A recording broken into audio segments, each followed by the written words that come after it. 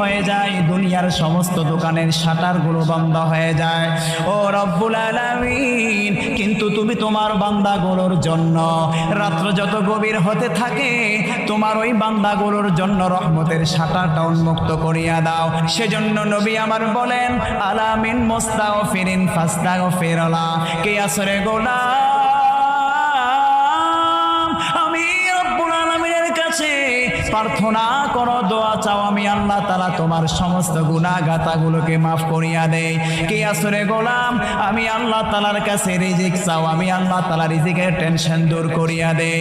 ও কুমিল্লার মুসলমান ভাইরা রে, আল্লাহ পাক রব্বুল আলামিন এভাবে প্রথম আসমানে আসিয়া তার সমস্ত গোলামদেরকে বিভিন্ন সমস্যা দরিয়া দরিয়া ডাকতে থাকে। কে আসরে গোলাম আমি